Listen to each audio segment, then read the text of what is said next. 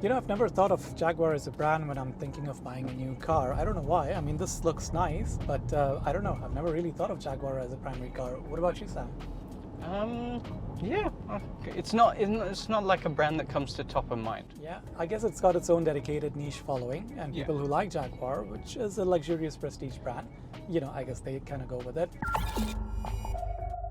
So the car that we have today is the F-Pace. It's a small SUV, very much between a Macan and a Cayenne, more towards a Cayenne, I'd say, in size. Yeah. It's got good storage space, good seat space on there. Now, I like the way that it looks from the outside. I think it's got a beautiful exterior. The lighting, everything else, it's really nice looking. Coming from the inside, I actually like the way it looks as well. It's sort of a minimal design. There's not too much going on in here, but whatever they've done is nice. I like the whole stitching. I like the leather. Sam, you had some other thoughts about it though.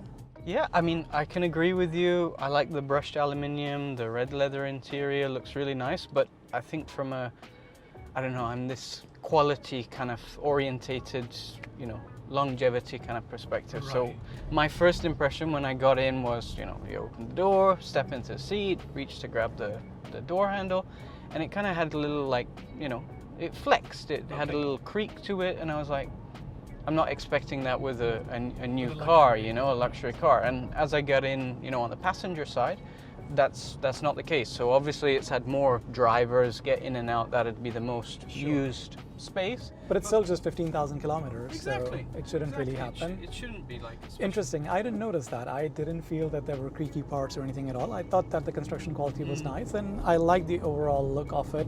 Except for this piano black in the front. I'm not a huge fan of piano black on any car. It's just too fingerprinty. Yeah. You know, they've got a little bit of that below the main screen and then even on the steering wheel. All right, the engine. So, I mean, the one that we have, what is it? It's a 2-liter turbo? I think it's a 2-liter turbo. Okay. All right. 250 PS, not too sure on the torque number. Okay, I mean, it's got a good enough kick for me. I kind of like it. It's, you know, I mean, when I press on it, it goes. There's a mode button in the center, and that kind of switches between different modes of driving and, you know, all performance and stuff.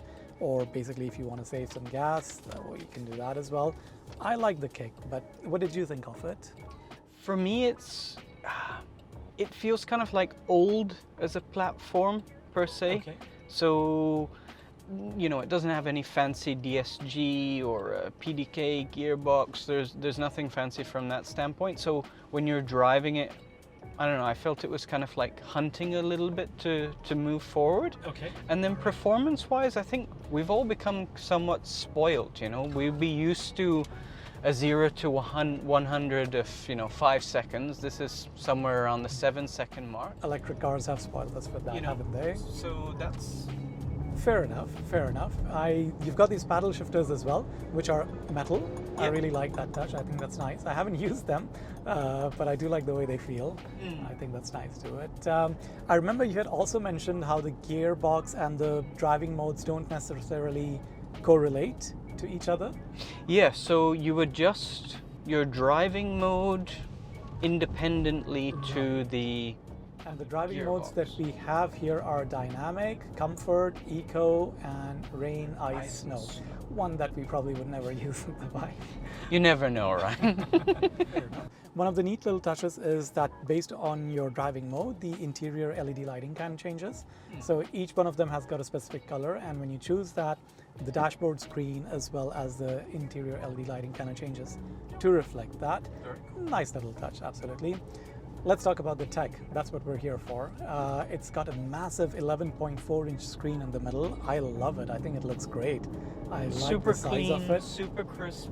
Absolutely. Very nice. The UI is beautiful as well. It doesn't overwhelm you with anything. And if you're playing something on there, the art takes up the whole screen, which looks really nice. I think whoever's designed the UI has put in a lot of thought into it. One of the things that I've noticed about this car that I haven't seen in any other car is how fast or how quickly your phone or your Bluetooth of the phone or CarPlay connects to it. Okay. So as soon as you open the front door, bam, bed's there. I think what they've done is they've used the battery to power the Bluetooth system as soon as you open the door. So it's like an always on... Absolutely. And by the time you sit in your seat, you're already connected. Generally, you have to turn on the ignition and stuff for cars to connect. But on this, I loved how fast and how quick it was. I think all car manufacturers should take note of that particular feature. So it's got a massive screen in the middle, 11.4-inch screen. It also has the screen on the instrument cluster. Also a nice, beautiful screen. I found the refresh rate of this slightly lower, and the reason I say that is where you see your RPM needle. It's not very smooth. It kind of stutters a little bit when you're kind of pressing on it. So I don't know, I got a bad eye with these things, so I kind of noticed these. So, you know, that it's probably because the infotainment screen is so like high res, super sharp, and then it's a little bit lacking. That could be it. It supports all of your usual features that you get from a tech perspective on a regular or a car of 2022, which is wireless charging, wireless CarPlay, Android Auto.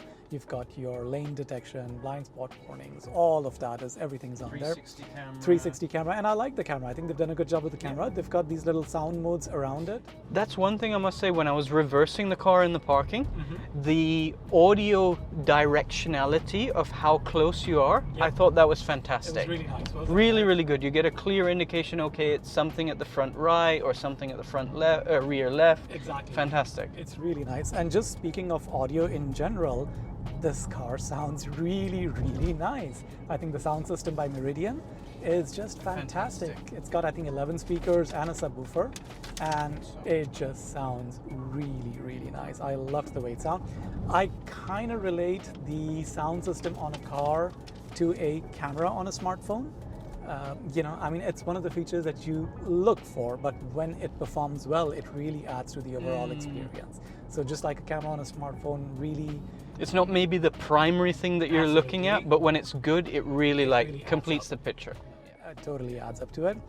Right, okay, so let's wrap things up and talk about the pricing. Now, this starts close to 214,000 dirhams, but the model that we're driving goes up at 277,000, quite a bit.